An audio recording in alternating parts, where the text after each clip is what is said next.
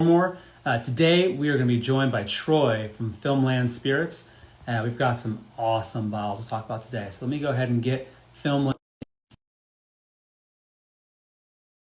started. Hopefully everyone's having a nice Friday afternoon. We've got some good weather here in Atlanta for sure. Hopefully you guys are all having it there. There's Troy. Troy, can you hear me? Yeah, I can There hear we you. go. Perfect.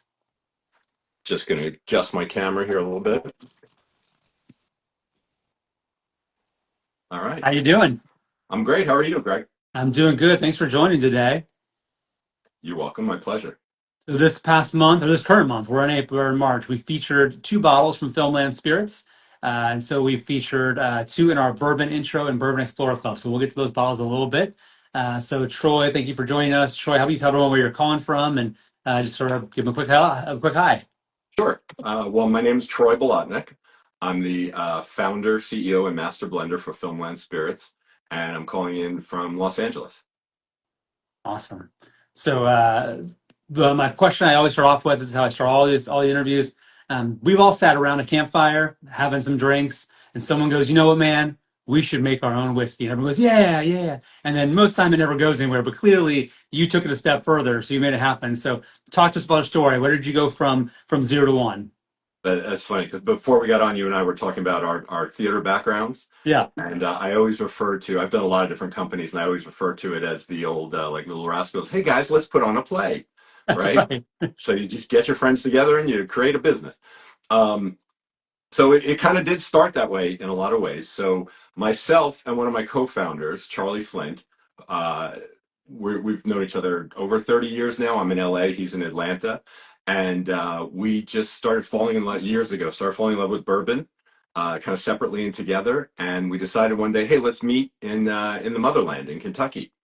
And we met in Kentucky and we started going around to distilleries, like crazy people. Like back then, you didn't need a reservation. You could just show up, right? And you end up sitting in the kitchen with the master distiller and he's pulling Right. stuff out from under the sink The going, good try my days. special, formula.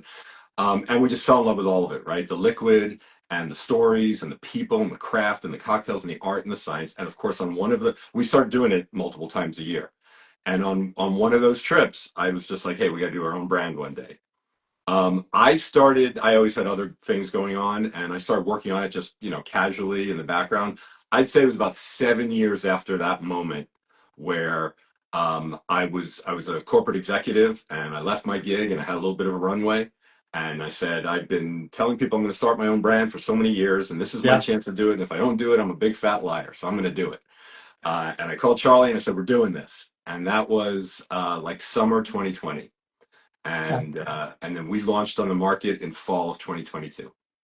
Wow. Okay. So a year and a half from sort of like, here's the idea to get in live. What would you say was the hardest part of going from, hey, let's do it in that year and a half to getting live? It turned out it was supply chain because it was during COVID and it was right after, the main part of The hell of COVID. a time to launch. Yeah. So, there's a million aspects to it, right? Like figuring out what the concept and name, then writing a business plan, then raising money, and then figuring out how to do a business I've never done before, and sourcing whiskey and barrels and bourbon and all that Yeah. stuff. But definitely it turned out to be the bottles, but I found in life, but a lot in this business, like, when you get hit with an obstacle and you think, oh no, you find your way around it and it turned out to be better than you ever thought. And so our plan was to launch with stock bottles originally. And had COVID not existed, we would have launched an entire year earlier. Sure. But we found out at that time there was no such thing as stock bottles because nobody had any inventory, Right. right? There were standard bottles, but you had to wait a year for them. A custom bottle was going to take 10 months.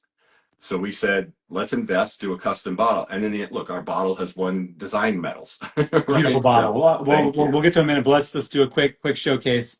Bottles, and again, in the film motif, kind of has like the old school film reel on it, and yeah, so great. We'll look more at the bottles in a little bit, but yeah. Sure. I mean, I always say if you give a theater kid a hard project to go, they'll make anything happen. So, Yeah. And that's what I learned a lot of different work ethic, but I definitely learned how to do something on a shoestring, doing community yeah. theater in college for sure. So where did the brand come from? So you have a very distinct brand, right? You look around, you've got a lot of brands based on location and stuff, but yours is rooted in film. So how did you guys land on that?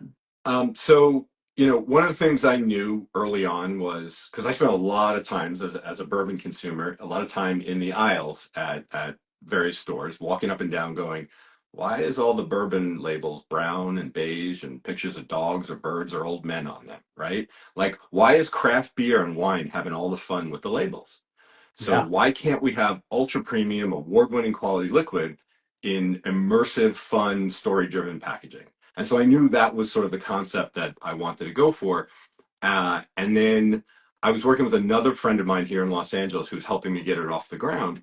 And we were banging our heads against the wall for months trying to come up with a concept. And every time we came up with a concept, we would like wake up the next morning and go, that's crap. Why did we think that was good? Or we'd find somebody else did it already, or the trademarks or the website. There was some reason.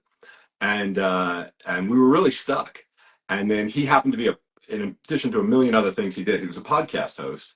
And so just Yeah. sitting in his backyard, he starts interviewing me like we're on a podcast. And he starts talking and he stops me when I'm talking and he goes, the passion you're talking about writing in the movies with is the same passion you talk about bourbon. Do them together. And then it was like, boom, Filmland. Seconds later, Filmland came out. And then we were like, we need to be able to have these bright, colorful labels. So we need a playground that's going to be broad and wide and last for a long time. What kind of movies would get? And then, like out of my mouth, I was like, Rise of the Robot Bartenders, and which it eventually we cut off bartenders, which is a whole Yeah. separate story.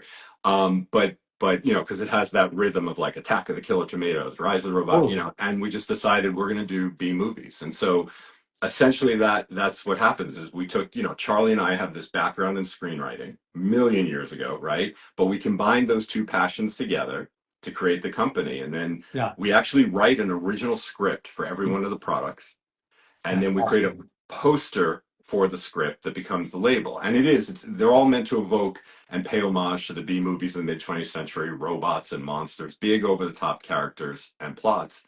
And then that poster, is illustrated in that mid 20th century pulp art style with bright, eye catching colors. Yeah. Wait, so you write a legitimate script for Yeah. each bottle? Yeah. I'm not What are you saying doing it's with them? the whole thing is polished and finished. We have it. What we do is on our website, we create a trailer for the movie. We Oh, create interactive storyboards based on the script, and we publish some of the script pages, and you can download the movie poster. So all of that content is on YouTube and on our website and on our social media.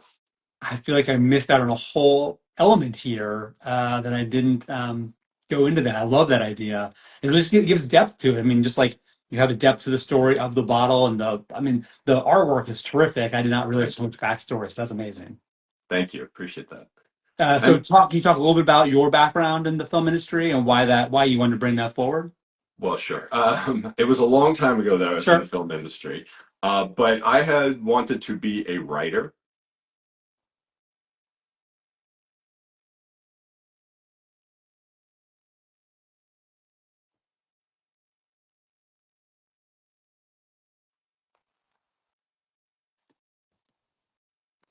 Anyway, Troy, I think I lost audio on you. How about now? Oh, there we go. Yep, there we go. Yeah, a message popped up on the screen Oh, about reactions or something. Sorry got it. about that. So No, I'll say that again. But I wanted to be a writer since like yeah, second or third grade. And in third grade, I would write plays and go up to my teacher and say, "Can I have the class do this?" And she would let me like direct a play and put a play on in the class and things like that. And 2 days after I graduated college, I moved out to California to be a writer and spent a bunch of years in the entertainment industry. And I've always loved movies and writing, and it's always what I wanted to do. And eventually my career took me to other places, and I started a bunch of different companies and sold or merged them and had a couple of stints in corporate. But when I fell in love with bourbon, that became like my thing. yeah, And then as I mentioned before, it's like when we were trying to figure this out, we're like, whoa, let's take, the two passions and put them together. And Charlie was a screenwriter also, and we wrote things together, and he's a super creative guy, and he's yeah. my co-creative at the company as well.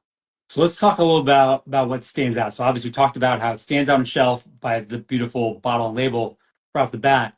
But it would be really easy to say, oh, it's just a gimmick, right? It's a gimmick to hide, whatever stuff you were able to find, just throw it in, make a cool bottle, make a cool story. Right. But that's not the case. It's amazing No. work, award winning. So talking about your ethos for the liquid inside the bottle, how do you guys shape the portfolio and story across the bottles. Right. So there's a lot behind that. Look, I knew when we were doing this that we were going to hear that, especially in the beginning, because we're Sure. disrupting, right? We have had big people in whiskey and in bourbon, I won't mention names, especially early on, look at me and going, "What are you doing? This you're going to ruin bourbon, right?" Yeah. Those same people now are our biggest supporters, and they are big names in bourbon because they go, "Oh, now I get it," right? Yes. Because why can't it be fun? Like, don't be afraid. This is where it's going, right? Everything Yes. is about lifestyle and about more than the liquid itself, right? There has to be more to it than just the liquid.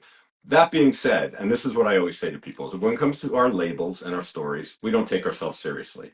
We are here to make each other laugh, to make our customers smile. When it comes to liquid, we take it very seriously because that is the core of everything. If the liquid is Yeah. no good, then we're wasting time, right? Our names are on the bottle. We have this fun little credit section on the side of the label. I would not put my name on a bottle that didn't have liquid that I would give to the most prestigious master distiller in the industry and say, try this. To that end, every single product we have put on the market has won gold or double gold medals at the most prestigious blind tasting competitions in the world. San Francisco Barleycorn Awards, Tag Global Spirits Awards. We've gotten scores in Whiskey Advocate, American Whiskey Magazine, and Wine Enthusiast that people don't understand. 93 in Whiskey Advocate, tied for best bourbon. In fact, Moonlight Mayhem Extended Cut in the winter edition of Whiskey Advocate 2 years ago, they rated 150 bottles. We got a score of 93, tied for best bourbon out of all of them. Same bottle in American Whiskey Magazine. Peggy No Stevens, one of the most respected tasters and names in bourbon, gave us a 9.1, her highest score in years, right? And then Quadriforce Yeah. in wine won a gold medal at San Francisco. And then in Wine Enthusiast last summer, they gave it a score of 95, which is unheard of for them, even Yeah. for a wine, let alone a whiskey. Correct. I mean, it just shows, right? Dedication to, you're right, serious on the inside, fun on the outside, and blending the two of them together. What would you say? Because like, it's one thing if you had a really good bottle and like one off, right? You can say, oh, look, you got lucky. But it's Mm-hmm. happened over and over again. When I went through the portfolio with the team, I was like, it's a heavy hitter crew. So like, how do you feel like you and the team honed in on a flavor and a taste that made it stand out and really, I mean, hit after hit after hit, right? That's not easy. Right. So it's a combination of things, I think. So the blending team is myself, Charlie, who I've mentioned, and one of my other co-founders and partners, a guy named Steve Canepa, who has about 17 different roles he plays at the company, kind of like all of us. But the three of us do the blending. And what's really cool is we have a lot in common in terms of our taste profiles and what we're interested in, our palates, and we also have tremendous distinction. And so Steve comes from more of he's a major bourbon guy, but more than Charlie and I, he's a Scotch and Indian and Japanese kind of whiskey, which Yeah. I've learned to appreciate and love all of that, but it's not where I came from. Yeah. And then Charlie and I have a lot of overlap, but we also, our palates just work kind of in different ways. And he and I have been we've been to over 100 distilleries together all over the country over the years. And we've been tasting together forever. So we kind of know each other. And then Steve was this new element that, we met him 5 years ago. And so we have these blending sessions where we compare and contrast and we play off each other and we find, I don't want to say common ground because sometimes we don't have common ground. Yeah. We have common trust. And so if we're like, hey, I really feel strongly about this, and we've just learned to trust each other that way, and we didn't know in the beginning that we were creating something that was going to win all these awards. We just wanted to make something that we loved, Yeah. right? That we thought this tastes great, and this is something I'd be proud to put my name on and to share with people. And then we started winning awards. We won our first gold medals 8 months before we ever launched, right? Because the product was Really? ready, and we sent it to San Wow. Francisco. And so when we launched, we had gold, right? And that creates some confidence, right? And then Yeah. we start getting these scores and these amazing reviews, and most importantly, we start getting consumers tasting it and going, "Oh my gosh, this is great," or "I love this," or and then it went from there. And then we had defined the profiles we liked, and that also gave us the confidence to start experimenting with, which is what happened with Quadriforce. Yeah. So let me ask you another question. You guys did something that I thought was unique in the space. I mean, you've done several things that are unique. You also are doing sort of like almost like a crowd, not crowdsourcing, not crowdfunding. It was like a crowd equity raise. Like, talk a little about the reason for that decision. Yeah, we did it. It was last year, from I think about May to August. We did a crowdfunding round essentially, Yeah. but it wasn't like a Kickstarter where we were saying, "Hey, give us money and then you get to buy the product." It was, "Hey, you know, give us money and get ownership in the Yeah. company." And the reason we did it, because we have lots of different ways of raising money, but over the first couple of the years, we got a lot of people say, "How can I invest? How can I be part of Mhm. this?" Right? And when you're doing pretty typical investment rounds, you can't take $250 or even $5,000 investments at a time. Right. And we just said, "Hey, let's do a crowdfunding round." So all those people who've been saying to us they want to be part of this, let's give them an opportunity to be part of it. And it's essentially why we did it. That's terrific. Did it go well? You guys found what you wanted to find? Yeah, it, it, That's it great. yeah, it went great, and we got all these people now. Like we doubled or tripled. I have to look the number of investors in the company, and it's small and investors, Yeah. but we made a lot of great relationships. We have Sure. people who like one guy we know. I won't mention his name because I don't have permission necessarily, but he makes barrels. He makes aging like mini aging Okay. barrels. And he invested, and we became like have a great relationship with him and talk to him. And he creates custom Filmland barrels, lots of things like that. Like just expanding and growing our community. Yeah, well, that's awesome. So let's talk about the bottles themselves. Can we get into it? Yeah, absolutely. So the portfolio we talked about, you've got Quadriforce, which is sort of the superhero lineup, and then you've got Mhm. Moonlight Mayhem, which is the horror movie Werewolves, yeah. werewolf aspect. So what else is in your portfolio? So we have four core products. We have Moonlight Mayhem, a saga of werewolves and bourbon. It's a 94 proof bourbon. People often refer to our products by the color of the label because they're all distinct. So that's kind of Oh, the red sure. orange one, Yeah. right? That's our 94 proof double gold medal winning bourbon. Then it comes in a cast strength called Moonlight Mayhem Extended Cut, which is the one with the purple label. And extended cut is our trademark term for cast strength. So just like a movie gets the Yeah. extended cut treatment, has more scenes, our extended cut has more proof. That's our gold medal winner, 93 points in Whiskey Advocate, 9.1 in American Whiskey Magazine. Then we have our core rise. So we rise to the robots, serve the drinks, save the world. 94 proof gold medal winning rye. And that also comes in a cast strength Rise of the Robots extended cut, our cast strength gold medal winning cast strength rye as well. Then once or twice a year, we do a limited release. And so we've had three in the history of the company, two are current. One of them is Quadriforce.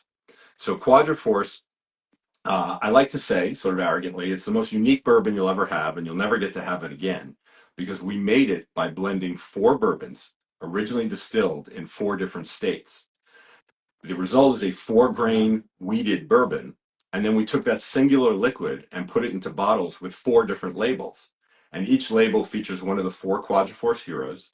And each one of the heroes represents one of the four states of distillation. Oh, okay. So Kentuckiana, Cali Comet, Tennessee Terra, and Mr. Misteron for that fourth state of distillation, which is a mystery. Got it. So the fourth state, people don't know. That's not published. Not published, yeah. And honestly, look, we when we started the company, we looked at each other and we said we did not like when we went and bought bourbon and had no idea what was in it or what the Right. math bill was. Or so we said, as much transparency as we have, we're going to put not just let people know, it's going to be on the bottle. So when you go to that little credit section on our bottle, you can see Yeah, the I love mash this. bill, the char of the barrel in which it was aged, where it's distilled, where it's bottled, anything that we can possibly put. That being said, when you source like we do, you sometimes This. buy, yeah, there you go. Perfect. For Yeah. Quadriforce, we have 3 to 4 mash bills are right on there. But when you source, sometimes you are told contractually you cannot say the distillery or even the state where you acquired the bourbon. And so that happened with the fourth bourbon, but we loved it and we didn't want to not have it because of that. So we decided to lean into the entire mystery thing, and we made that fourth character. His secret identity is a mystery, his powers are a mystery, everything to kind of lean into that and have fun with it. Brilliant. Yeah, I love the concept of the Quadriforce, and I Thank you. remember reading that part about the four states coming together, and I forgot that piece about that's how you get the four heroes on there. That's so fun. Yeah, and thank you. Quadriforce won a gold medal in San Francisco about a year ago, and in Wine Enthusiast, as I mentioned last summer, it got a score of 95. All right, so you got Quadriforce as a limited time offer. You got a limited time offer on the Moonlight Mayhem. Yes, so our other LTO right now is called Moonlight Mayhem 2, the White Port Wolf. And what we did is we took our double gold medal winning Moonlight Mayhem, aged it for 7 years, age stated the bottle at 7 years, and then we finished it in white port wine casks from Napa Valley. And it is a super unique, really, really special flavor. Like when I taste people on the products and they'll taste Moonlight Mayhem and then they'll taste Moonlight Mayhem too, they have no idea it's the same liquid. Like you would never think in a million years it's the Yeah. same mash bill, it's the same bourbon inside there. And then this past fall at the TAG Global Spirits Awards, it won a double gold medal. And I'm not supposed to talk about this, so I can't give details. But yesterday I was told it's getting an amazing score in a very prestigious publication coming this Nice. summer. Yeah. Nice. And then I saw that you're releasing, or you have, or maybe you are going out, Town at the End of Tomorrow. What's that one? So Town at the End of Tomorrow was our first limited release. Okay. We released it in September of 2023, actually at the Kentucky Bourbon Festival. Okay. We at the time we were only in 2 states, so we launched in 2022 in California and Kentucky, home of movies, home of bourbon. We're now in one form or another in 19 states, but back then it was only 2 states, and so we only made 600 bottles of it. Oh, And so it was a Kentucky straight 9-year-old bourbon, and we sold out of it almost immediately. What's pretty cool is people reach out to us all the time trying to get bottles of it. I'm like, I have one bottle, right? It's yeah. it's literally behind me on the desk, right? And You can't have you it. can't have it. But every once in a while, I'm in a store in one of our markets, Kentucky or California, and they'll have a bottle. And I'm like, oh my gosh, I wish I knew you had this. This happened to me. I was doing an event for the Lexington Bourbon Society, a liquor barn in Kentucky last Friday night. And we did the whole event, and they asked me about Town, and I told them about it. And the manager of the store came out and he goes, "We actually have one bottle." And the group bought it and opened it and drank it right there. That's a good team right there. Like no one wanted to say, but like open it up, let's get into it. Yeah. Yeah. So that was a 9-year small batch, essentially. That was, yeah, 3 barrels, I think, is what we made. I guess. Okay. Yeah, Kentucky straight 9-year-old. Our typical batches are very small, even on our core products, 7 to Yeah. 10 barrels per batch. Okay. Well, let's jump in. So, Quadriforce. Mm-hmm. So this is the bottle we sent out to our intro club, intro bourbon club. I have the Cali Comet Mm-hmm. version. What is Cali Comet's special power? He can fly and he shoots fireballs from his hands. Okay.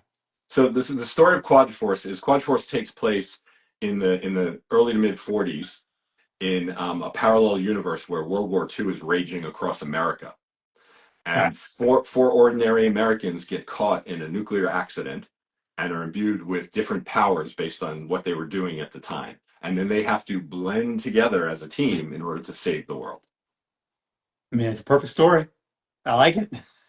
Thank you. I'm gonna take some of the. I'm gonna drive people to your site where you have all the things up, but I'm gonna pull some of the images down because I'll drop some of them into the video because you guys have done a great job. This material. Thank you. And Quadriforce is one of my favorite trailers that I made because it's like a 1940s newsreel that you would have seen in the movies. Yeah. So it's like a newsreel talking about this hero team that's fictional, but makes it sound like they're reporting on it as news. And it's got that old timey news, announcer sound, and it's black and white, and it's really fun. I love that trailer. So talk us through the taste profile and your process when you guys made this. Yeah, sure. There are tasting notes on every one of our bottles. Sure. And we do that because we know our labels are going to attract some newer bourbon drinkers, and we want to make everything accessible for them. Some people want guidance and help, but if you're a seasoned drinker, I encourage you to ignore those, because I always say to people when I lead tastings and things, I'm not going to tell you what you should taste. I'm much more interested in hearing what you taste, what your impressions are, that kind of thing, because of course part of it is subjective. And what you had for breakfast that day is going to affect maybe what you taste, and which is why how much pollen's in the air. Right, everything. Exactly. So there are certain things we taste, but that's what's in the tasting notes on the bottle. The process for this was really cool. I said a moment ago, our batches are 7 to 10 barrels. Quadriforce is an exception. Sure. Because we bought a certain number of barrels from each of the locations and used them in a combination that, we bought the barrels and didn't know how many we were going to use, or, until we actually did it. So we actually have some barrels left over from some of them, but we we found that combination that we wanted to get to. So I'd have to check for sure, but I think there was like maybe 24 barrels went into Quadra-Force, of different proportions from the different four states. But that process was pretty cool. And if you think about it, for a small company, a newer company like ours, it was a huge risk. That's a big buy. Yeah. Yeah, because first of all, it's a big buy, and we got samples from lots of different barrels, and we blended and did testing in little tiny batches. But Oh, when you blend with the full barrels, right, or even portions of the full barrels, it's different than when you blend in a test tube for and in a sure. beaker. And so we got something in the test tube and the beaker that we were like really proud of, and we're like, well, when we get together at the blending facility and actually do this for real, things are going to change. And once you blend those four bourbons from four different states together, you're done, Yeah. right? And Yeah. so we did it, and it was a little different, and that's why we grabbed a different ratio than we did in the beakers, and got it to a place where like, ooh, I really like this. So I get a lot of like honey Hmm. and sort of like a more of an apple crisp, like a light apple fruit kind of smell Hmm. for myself.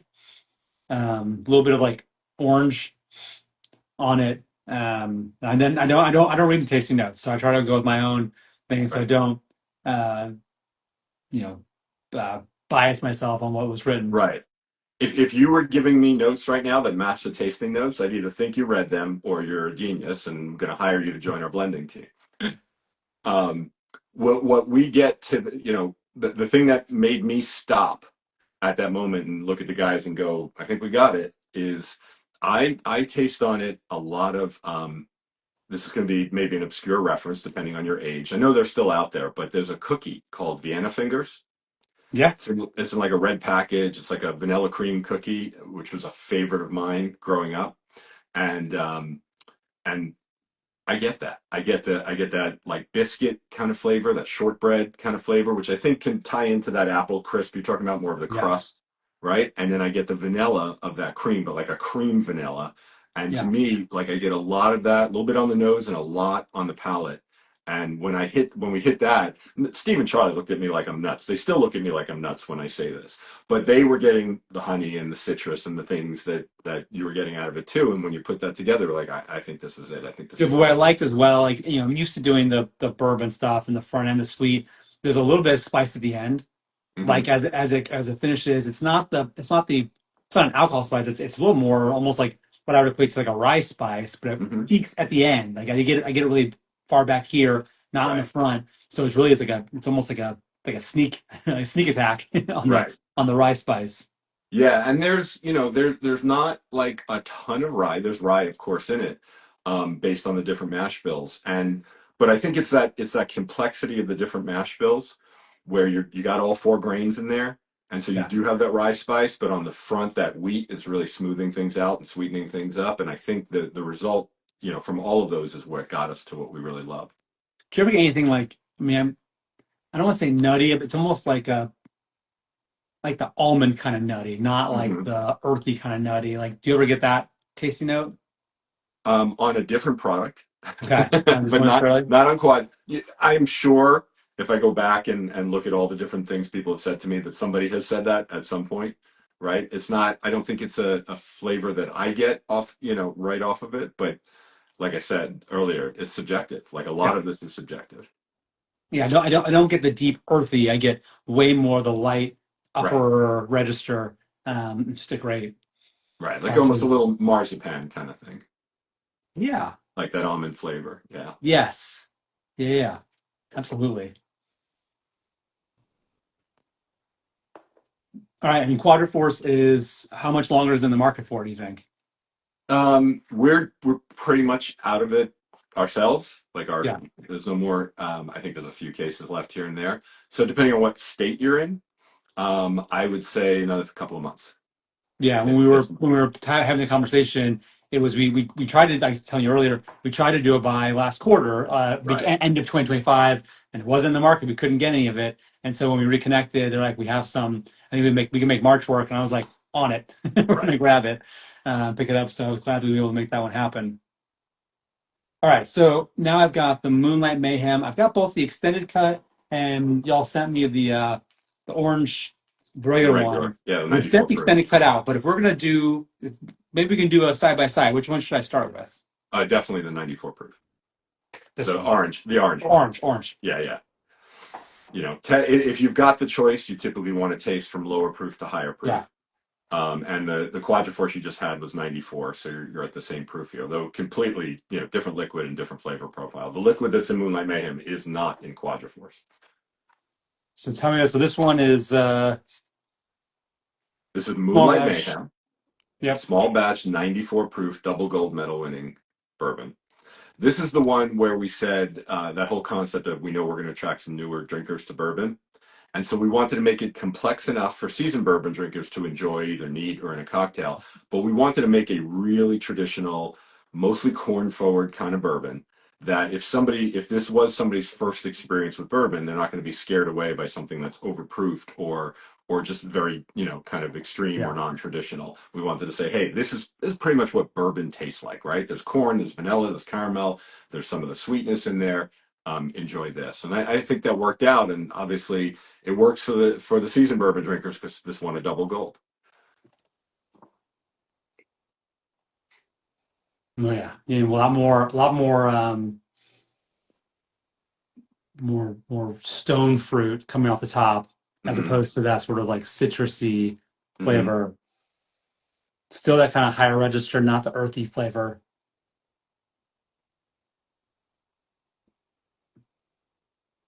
Oh yeah. It's got sort of the yeah, cherry Sure. plum, Right. caramelized sugar, almost like an espresso note. Like is that I'm here almost like, and I'm not really a coffee drinker, but Right. that smell I get when my wife makes espresso, I have that sort of like back That's in. interesting. What's interesting, I was not a coffee drinker when we originally created the flavor profile and the taste for that. In between then and now, about a couple of years ago, I became a coffee drinker for the first time in my life. And when we got on earlier, I was finishing my espresso for the morning, and so now I'll have to go back and think about that. I've never kind of gone back to think, or do I get those kind of notes? But now Yeah, that it's you not said that, it's not a heavy note, but I'm definitely getting mhm, like the upper register, almost like a hint of it in the background. okay.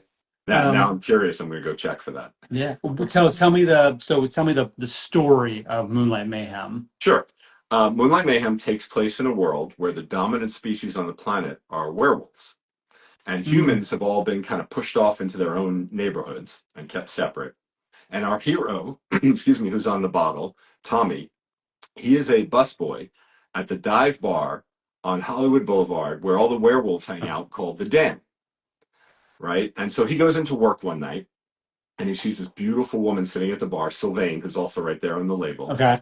and their eyes meet and they fall instantly in love with each other.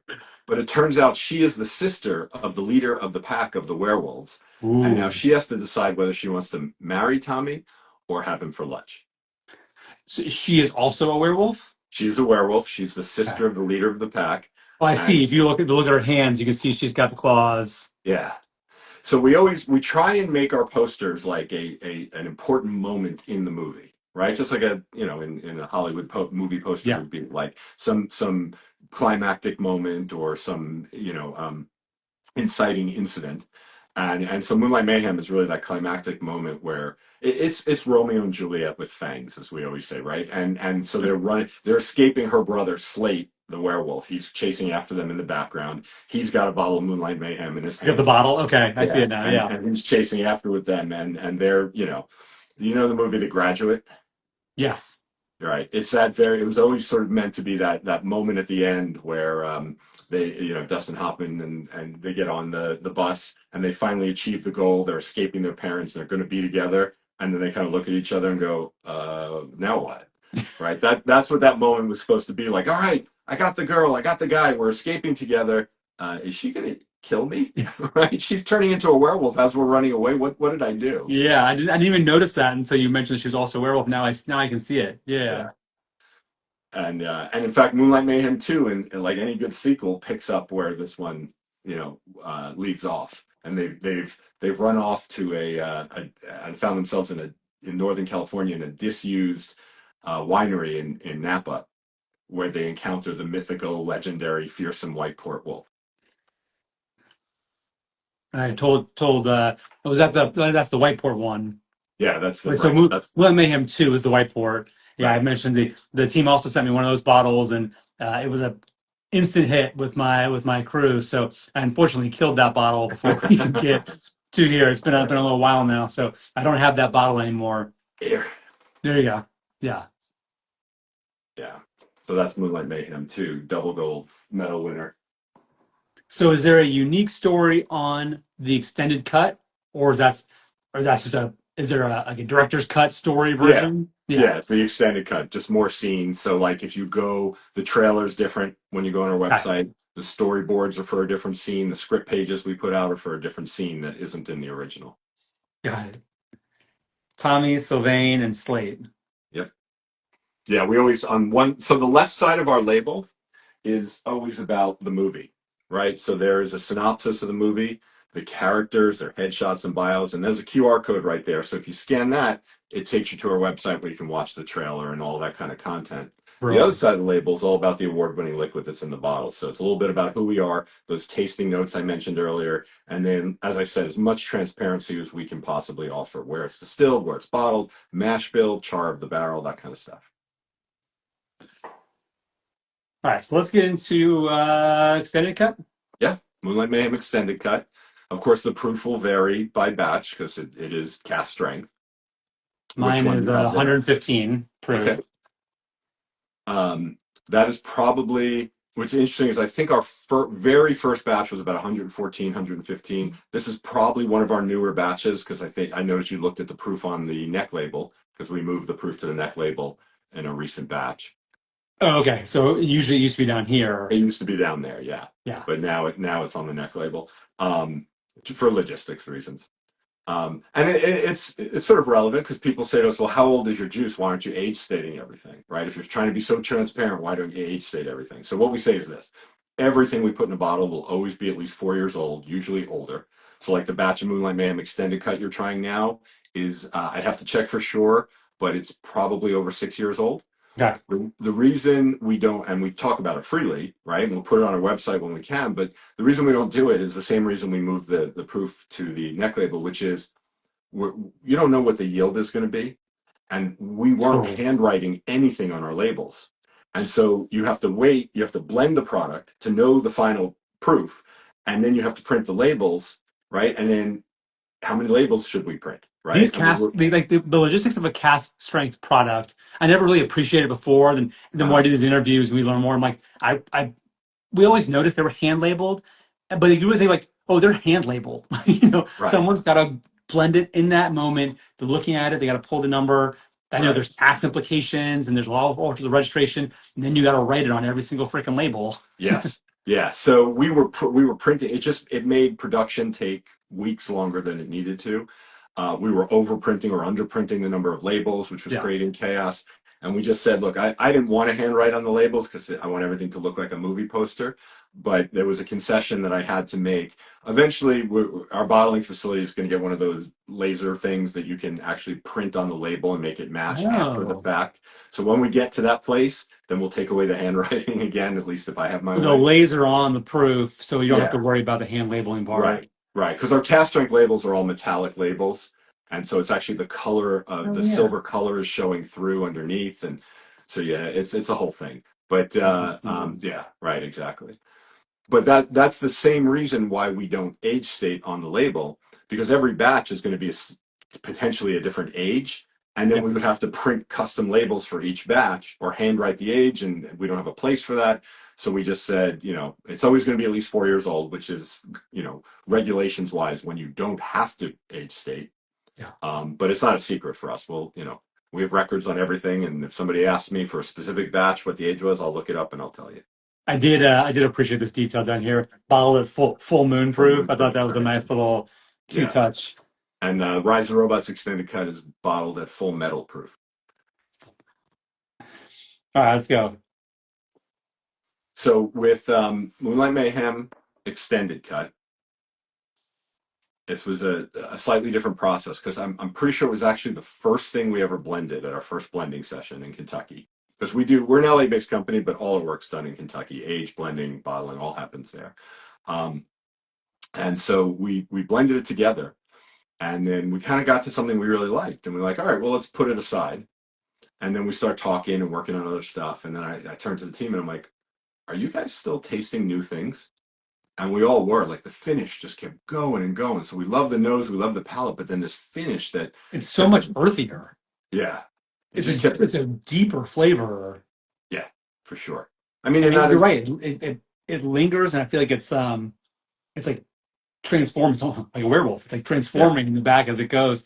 yeah, I'm getting way more like syrup, like not I mean like hmm maple syrup, but like a cherry syrup. It's hmm thicker, yep. and I feel like almost like a tobacco note, like a I was going to say a lot more of the wood yeah. and the char comes out as the finish evolves. And so in that moment, we were like, this is the greatest finish. We got to keep this, and that's what we ended up putting in the bottle. It's way more like again, it is not surprising. It's the same mash bill as the previous one. Right, It's way more um like Cabernet depth. Like it's not, it doesn't taste like wine, but it, right. it has that almost like that tannic, hmm deep, that stone fruit, but like to a greater degree Yeah, that makes it way more earthy than the other version. yeah. And I'm always what's interesting is I have tasted maybe 10,000 people at this point between festivals Yeah. and store signings and tastings. I did an event in Kentucky a few days ago, and we hear certain things like on a regular basis. And one of the things we typically hear is people will try our extended cut and say, wait a minute, that doesn't taste like it's 115. I'm not getting any burn. It's not hurting. It's not. I'm like, we're kind of known for our cast strengths drinking like they're lower proof than they are, which is great because that's the goal, right? The goal Yeah. is to don't dilute it with more water, you're leaving more flavor in that comes, it's in the Right. alcohol and everything. Yeah. The water doesn't add flavor, right? It takes it away in a sense. I mean, it can, right? It can transform the All the flavor. things. Yeah. But if you can handle a little more alcohol and you have a cast strength that doesn't add that level of alcohol burn or anything, you are going to get a lot more flavor and a lot different flavors. And that's kind of, like I said, what we're known for. I am digging that. I mean, it is way more complex, and that again, that tannic, deep, lingering note. hmm You're right. It's not the burn. It's a whole different sort of like just flavor. Yeah. I don't have a word for it. Just sort of lingers. Yeah, this is delicious. Yeah. I always think of it like as the finish evolves. It starts as one thing, it Mm. goes to the next. Like I love what you just said. I've never had anybody say that before, but I'm totally going to steal it and use it. Like a werewolf, it transforms. I love it. I owe you, Greg. I don't know what I owe you, but Point I owe it. you Yeah, something. there you go. Put said. Pour more said Right. it. So out of I know this is gonna be a hard question. Out of your lineup, which of hmm the okay, two questions then. Which story is your favorite across all of your portfolio? And hmm then the opposite, the flip side, which is which bottle, which liquid is your favorite? Right. Well, it's kind of like asking someone who their favorite kid is, Sure. right? I have one, I just don't say, right? Or whichever kid I'm with is the one who I tell is my favorite. I'll hold their ears if you want. All right, great question. So on the liquid side, a little bit on the story side, but on the liquid side, I'm a very what have I done for me lately kind of person. And Okay. so I tend to be in love with our latest release, Okay. right? So Sure. right now, Moonlight Mayhem 2, the White Port Wolf, and Quadriforce are my favorites. I'm not, they're my favorite because they're limited. They're the newest ones, right? And doesn't take anything away from how much I love everything else we've done. Sure. And when Rise of the Robots Extended Cut came out, which was a year after the other core products came out, I was in love with that for a year, right? And I still am, but it's just you're making me choose. So I'll say it's our limited releases right now. As far as story goes, um, you know, from our core products, it's Rise of the Robots. Okay. Takes place in a future where technology has been outlawed and a fallen technology titan builds an army of robotic bartenders to take over the world. And our heroine, Courtney, is a bartender turned action hero who has to save the world. right? And part of it is because I came right before this. I was in the technology business for a long time, and I was kind of Okay. burned out on technology. I'm not anymore, but back then I was. And I was like, I'm going to make a story that's anti-technology. So that's it. Just wore it all blended together. Yeah. But my favorite story is Town at the End of Tomorrow, and I apologize for picking one that you can't get. Gonna get it. Um, Way to rub it but in. Town at the End of because well, I'll tell you the story. Town at the End of Tomorrow. Um, Here we go. Here's the bottle. So, Hmm. Town at the End of Tomorrow takes place in Bardstown, Kentucky, home of bourbon, Yep. about 40 to 50 years from now, when aged bourbon has run out. And of course, this has caused riots and violence. And so the government steps in and passes what's called the Unbonded Act, which says all bourbon must be sold when it turns 2 years old. And our heroes are a couple of fifth generation distillers who do not like this. So they turn the distillery into a time machine, travel back to Bardstown in 1800 to borrow the aged barrels and bring them to the future. And so, I'm a movie nerd. I love, Star Wars and Marvel and all that stuff, but I'm a major time travel nerd. I'm a huge Doctor Sure. Who fan and all of that. And I knew one day I wanted to do a time travel story, and that, we said we're going to associate it with aging liquid somehow because that's about time, and then created this story and I mean, what found a where to great. I go mean, from what a there. great idea. I can't age it. I have to go back and get it. Like, Yeah, the best time to plant a tree is 20 years ago. The best time to right, lay down a 20-year bottle of barrel is 20 years ago. So let's go get it exactly. then. Yeah, that's where that came from. So. Is there a? I don't want to spoil it. Is there a butterfly effect? Is there a time paradox? Well, of course, there always is in those kind of movies, right? What did we do? We took the aged bourbon from 1800. So what ripples did that cause? Right. Yeah.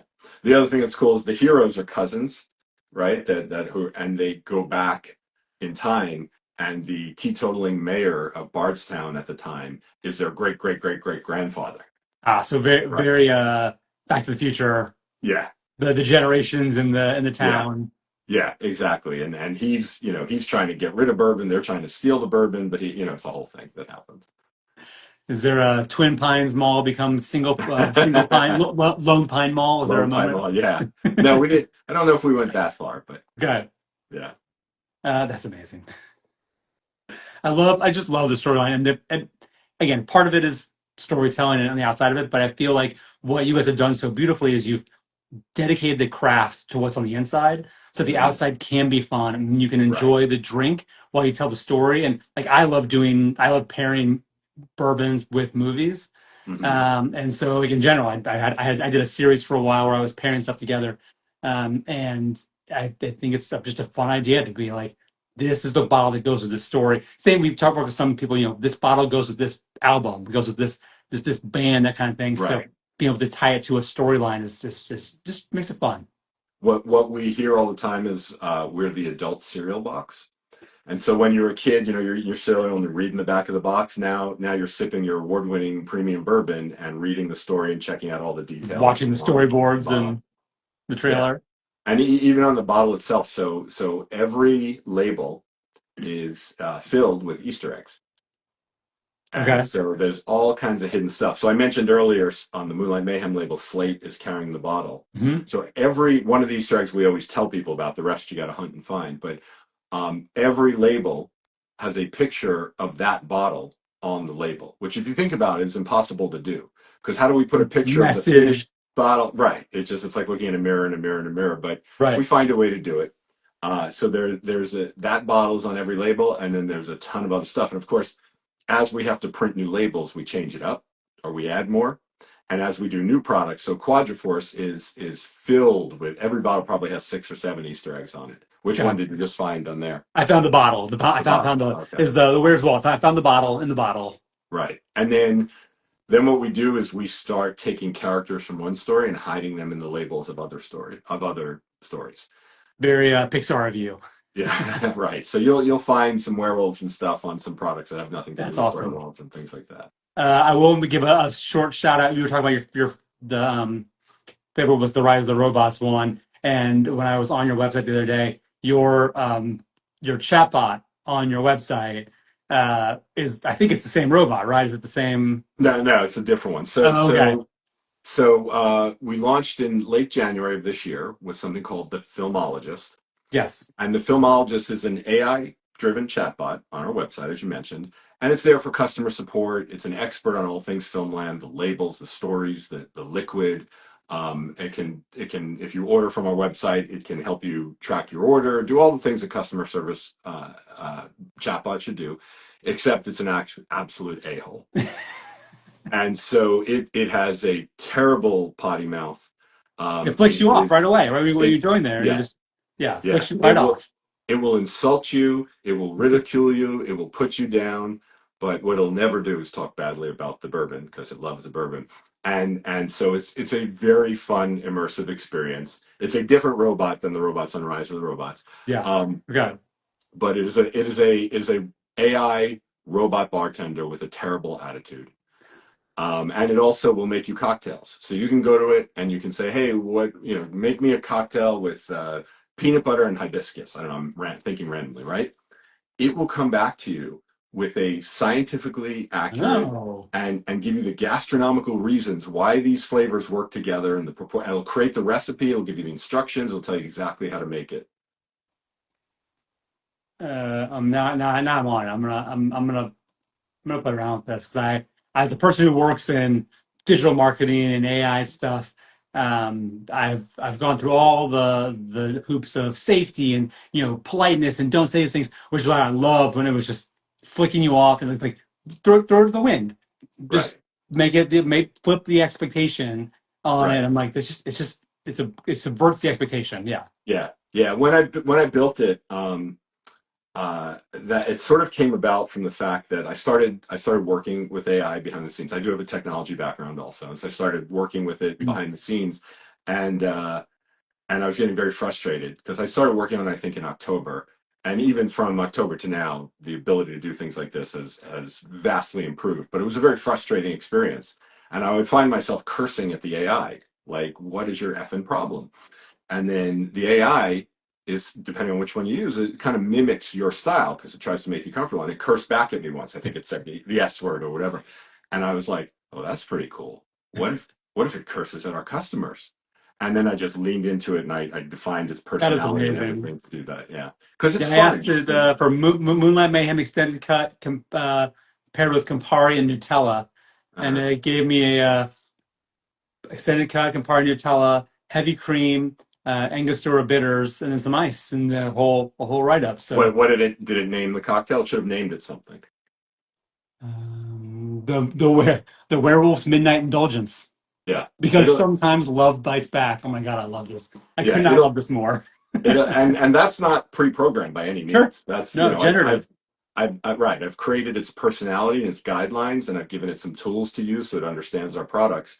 But it just knows it's a jerk, right? And it also knows to use our products and our character names to generate funny names. But you can push it really hard to give you crazy names for cocktails if you want. You can tell it, I I, love that cocktail, but I want a more extreme name, whatever, and it'll give it to I you. love the way it ends. It goes, so what the hell are you making this for?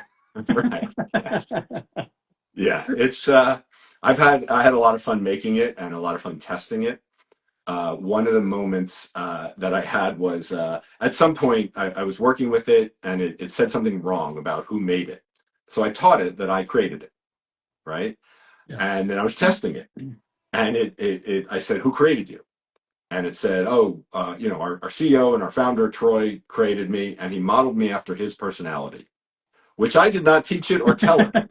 And I was like, "Wait a minute, I don't talk like that, do I?" So then I actually had some of my college buddies beta test it, and they're like their first reactions, "Oh, it just sounds just like you, Troy." And I'm like, "Wow." It's the mirror to your soul that you didn't want to see. Yeah. Right, exactly. I'm like, I guess, when I'm hanging with my friends, maybe, I speak that. In business, I don't speak that way, but Sure, of course the not. filmologist I can live vicariously through it. But it's a lot of fun. It's very immersive. It's an expert, and I'm constantly teaching it new skills. So there's all kinds of new things it'll be able to do from a customer service Yeah. standpoint as well. Well, I love it. That's Thank you. a great addition. I know we're at the end. I've taken more of your time than I meant to, so I appreciate you Okay. being flexible and hanging out. My last question I always ask: when you're not drinking your stuff that you've spent so much time crafting, what do you love to drink? Oh, I didn't realize there were other bourbons on the market besides ours. Then bourbon, Um, anything. What do you enjoy drinking outside of your portfolio? um, I'm not sure if I should say brand names or not, but I will. I always do anyway. Do it. Because there are certain bourbons that made me fall in love with bourbon. Yeah. So I'm a huge Elmer Tea Leaf fan. I love Okay. Elmer. That's something I drink all the time. I mean, I love trying everything. I have different moods. I like Maker's Mark, right? I refer to Okay. Maker's Mark as my summer bourbon. You throw that on the rocks in the summer. It's super refreshing. I love that. Yes. And then there's an endless list of stuff that I love. But if you said desert island, I can have my stuff and one other bourbon, it would probably be Elmer. Elmer. Yeah. Great choice. All right, we're at the end here. So, what else would you want to say? I'm gonna give you the last chance to say anything else you Oh, want to say about the brand or whatever else. I appreciate it. Definitely, obviously, if you're watching this, you're probably aware of us on Instagram already, but we're on all the social platforms at Filmland Spirits, TikTok, Facebook, Instagram. I highly encourage you to follow us on all those platforms. Sign up for our email list and our SMS list because everything we do, we release it in advance, the information on SMS, then email, then social. But I would also suggest it, especially if you're looking to have it shipped to you from our website, which of course we don't run. Somebody else runs it, but the store on our website. Yeah. But if you can sign up and get your discount email or SMS, but if you go to the filmologist and you ask the filmologist for a discount, it'll give you any current active discount codes we have. But if you sign up through email and SMS through the filmologist, your discounts will all be higher. And while I probably shouldn't reveal this, you can go back and ask again and again. So follow us, sign up for those things. You'll learn all kinds of things about the brand, engage with the filmologist, and give us a try. Like if you have that instinct, like, oh, come on, these labels, you must have spent all the money on the labels. The answer is no. We spend, because I do a lot of the work, right, myself.